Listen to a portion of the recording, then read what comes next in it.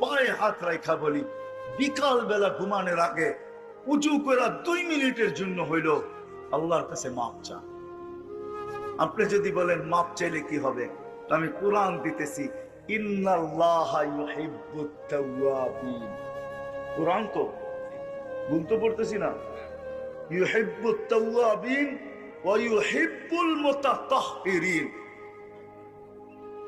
আল্লাহ নিজে বলতেছে, বান্দা পারিস না, তওবা কর। তাওয়াবিন আগে আনছেন, মুতাতাহহিরিন পরে আনছেন। তুই তওবা করতে দেরি, আমি তোকে পাক করতে দেরি করব।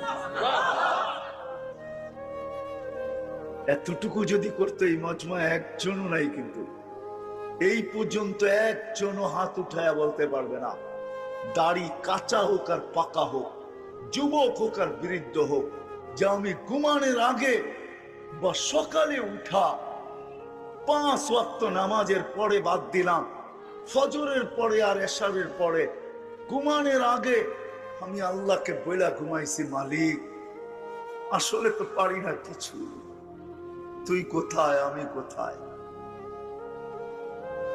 তোর দয়া কতটুক আর আমার। এই জন্যই তো আল্লাহ বলছেন, রহমতি ইলাইকা নাজেল, আমি 24 ঘন্টা রহমতের বৃষ্টি নাজেল করি।